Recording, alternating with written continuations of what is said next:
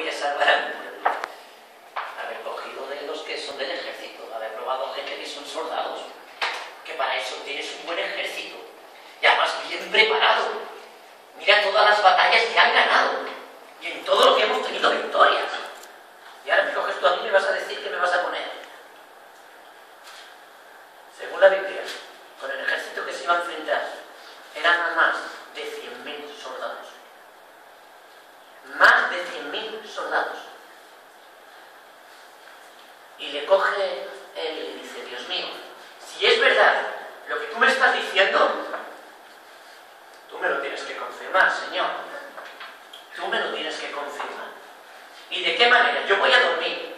Y este trozo de lana, quiero que todo esté mojado. Que todo esté mojado. Y esto esté totalmente seco. Bueno, se levanta por la mañana. ¿Cómo estaba toda la tierra? Mojada. ¿Y esto? ¿Se le había confirmado Dios? Sí, ¿verdad? Pues él sigue siendo cabezón. No estaba conforme. No estaba conforme. ¿Y qué le coge? Dice, mira, Señor, espera que a lo mejor yo no me he explicado bien, o tú me has explicado bien. Esto ha podido ser una casualidad y yo no quiero que sea una casualidad, Señor. Si verdaderamente tú quieres que yo haga esto, vamos a hacerlo al revés. Ahora quiero que todo esté totalmente seco y que la lana esté mojada. Se duerme. Se levanta por la mañana. ¿Cómo está la tierra? ¿Y la lana? Bien. Confirmado, Señor. No me queda otro remedio que hacer lo que tú me habías dicho. ¿Verdad? Vale, Señor. Pues ya que me lo has confirmado, voy a hacer tu trabajo. Voy a ir a todas las tribus y voy a pedir los mejores soldados y todos los que tenga. Y voy a reunir a todos los mejores de todos los sitios. Y coge y los reúne a todos. Un buen ejército. ¿Y sabe lo que le dice Dios? Son muchos. No me vale. Echa la mitad. Señor, tú sabes el ejército que nos vamos a enfrentar. Tú sabes todo lo que tenemos que luchar y todo lo que tenemos que hacer. Y tú me estás diciendo que con estos soldaditos que tengo que echar la mitad. Sí, que eche la mitad, que yo no lo quiero. Que yo no lo quiero.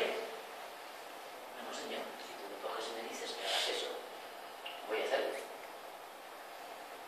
Se quedan con 1.000 soldados. 1.000 soldados. Más de 100.000 soldados. Los enemigos. Y coge Dios y dice, siguen siendo muchos. No quiere. No, Señor. ¿Vale? Dime tú quién son los que quieres que yo coja. Dime tú quién quieres que yo coja. Me dijiste que montase un ejército. Monto un ejército. Me estás diciendo que quieres la mitad menos. Ahora cojo y pongo la mitad menos. Y ahora me estás diciendo tú que son muchos. Dime tú quién son los que quieres que yo coja y lo haga. Y coge y dice, pues mira, te lo voy a decir muy sencillo. Vas a llevar a todos y lo vas a llevar al río para que beban agua. Todos los que se arrodillen y cojan con su mano y se acerquen el agua a la boca,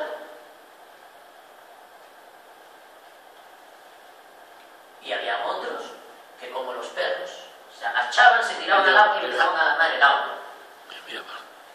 ¿A quién hubieseis cogido vosotros? A los que se arrodillaban, ¿verdad? Pues Dios dijo que esos no los quería. Que los que bebían como perros eran los que querían. ¿Sabéis con cuántos se quedaron? Con 300. 300 personas. Pero no solamente le dijo lo que tenía que hacer, es que encima no le dice que cojan armas. Le coge y dice, mira, coged cántaros y antorchas. No quiero armas. Coged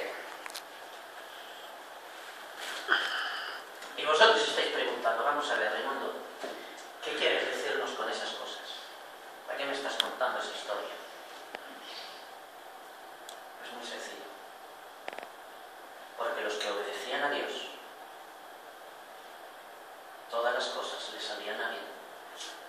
Se veía la gloria de Dios, se veía el poder de Dios, y vivían en un presente y no en un pasado. ¿Qué nos ocurre a la Iglesia muchas veces y a los creyentes? A los que somos creyentes de muchos años, vivimos en la victoria de hace años, de antaño. Vivimos con el pasado, de donde Dios nos sacó, de las cosas que hablábamos y las cosas que conseguimos para el Señor, de qué manera hablábamos del Señor, y la gente que se pueden convertir al Señor por la forma que tú le hablabas al Señor. Y lo bien que lo pasábamos en aquellos tiempos, con todos juntos, y vivimos en un pasado. Y el Señor está en contra de los pasados. Dios es un presente y Dios es un futuro. ¿Qué nos importa que la Iglesia hace años o hace meses era una iglesia activa, con fuerza, con ganas de luchar, con ganas de evangelizar fuera, con ganas de hacer actividades? Si hoy en día se han quitado esas ganas. ¿Para qué sirve que estábamos deseándonos vernos los unos a los otros en armonía y en amor, si hoy no hemos vuelto apáticos?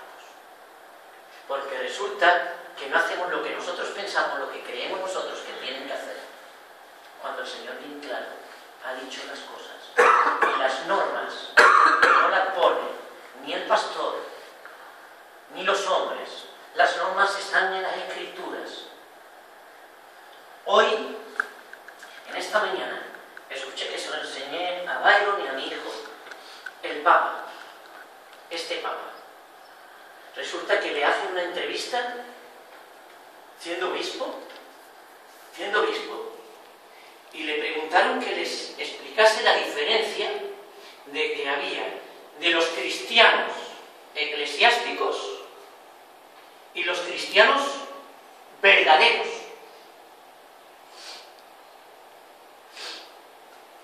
Y cogió el Papa, que era obispo, y dijo estas palabras, que me gustaría que lo miraseis en el muro, en el frente. Y dijo estas palabras: hay cristianos, hay personas que hablan como cristianos, visten como cristianos, viven como cristianos, pero no son cristianos. Cristianos verdaderos son los que han tenido un encuentro personal con Cristo. Esas mismas palabras. Quien tiene un encuentro personal con Cristo. Cristo no vino a acoger a los que ya sabían, vino a acoger a los pecadores. Y encima pone lo de María Magdalena, lo de Mateo cuando estaba de esto, pone la oración del que fue el fariseo y el pecador. De verdad que me quedé maravillado de poder escuchar a ese hombre diciendo lo mismo que decimos nosotros del Señor. No eres cristiano porque vienes a la iglesia. No eres cristiano porque estés bautizado. No eres cristiano porque creas que estás haciendo buenas obras. Eres cristiano porque verdaderamente amas a Cristo. Cambia tu vida y tienes fe en lo que Dios ha prometido, lo va a cumplir. Si tú eres cristiano porque crees en un Cristo que te hablan en la iglesia, pero no crees que te pueda hacer nada, lo siento, no puedes decirte que eres cristiano. Por mucho bautizado que estés, por mucho que vengas a la iglesia y por mucho que puedas decir cosas muy bonitas acerca de Dios.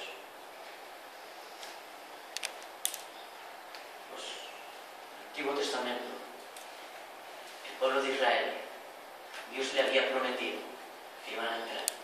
Por su desobediencia no entró. Dios, cuando hace una promesa y hace un pacto, es por parte de las dos personas, Él y tú. Tú y Él. Yo te prometo que si crees en mí y no es querer, sino hacer la voluntad de mi Padre, tienes vida eterna. Mirad la diferencia, porque las predicaciones de hoy en día es: crees en el Señor Jesús y serás salvo. Sí, Satanás cree en el Señor Jesús, pero ese no es salvo, ¿verdad? No todo el que me llama Señor, Señor entrará en los reinos de los cielos, sino el que hace la voluntad de mi Padre. Eso es lo que enseñan las Escrituras. Eso es donde verdaderamente una familia puede crecer espiritualmente. Donde pone en práctica lo que Cristo dice, enseña y hace. Los reyes que estaban en Judá, los que obedecían a Dios, los que eran obedientes a Dios, ¿qué pasaba con su reinado? ¿Eran prósperos? ¿Eran gloriosos? No. Y vía el poder del Espíritu de Dios. Y vía a Dios cómo se movía. Llegaba un rey y empezaba a hacer todo lo contrario a lo que Dios había mandado. ¿Qué le ocurría a ese reinado?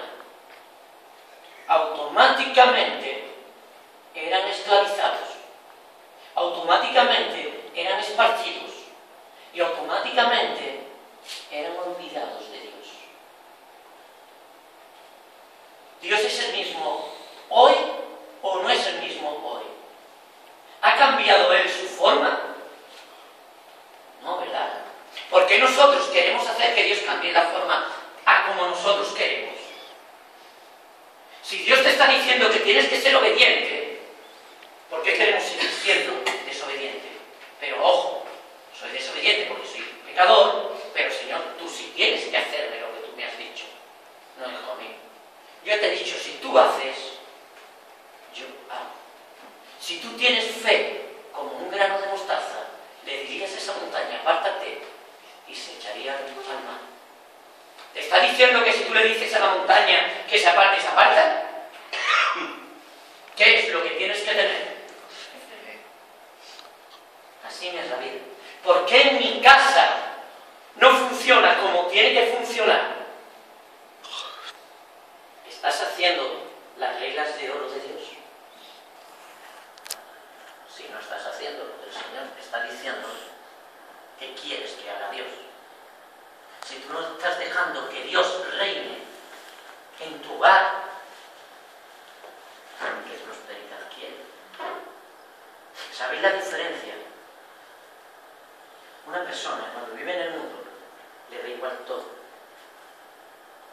Cuando acepta al Señor como su único y suficiente Salvador, empiezan a tener caras, empiezan a tener temor, empiezan a tener, ¿y si estoy equivocado? ¿Y si no hago esto? ¿Y si no hago lo otro? Ahí se muestra que verdaderamente el Espíritu Santo está obrando en esa persona. Ahí empieza a orar. Cuando empieza a orar, depende de cada uno de nosotros si queremos que haga la obra o no quiere que haga la obra. No podemos venir y ser lo mismo que somos. No podemos decir que somos cristianos, pero es que si yo hago esto, me va a pasar esto, y si no hago esto, vamos a ver. El Señor ha prometido que si tú pones tu vida en orden, todas las cosas te ayudan a bien. Ha dicho que todas las cosas están bien, que todo será bueno. ¿No, verdad? Lo malo le sacará beneficio. Todo te ayuda a bien. Pero después tenemos personas que cualquier cosa vale por tener número. Por ser números, hoy en día se está permitiendo cualquier cosa. Y se está predicando un evangelio barato y de basura. Creen en el Señor Jesús y eres salvo. Y todo será de color de rosa. ¿Dónde habrán escuchado ese evangelio? Porque resulta que dice: el que cree, niéguese a sí mismo, tome su cruz y sígueme. Y te tienes que negar. Y nos tenemos que negar a nosotros, nuestro orgullo, nuestras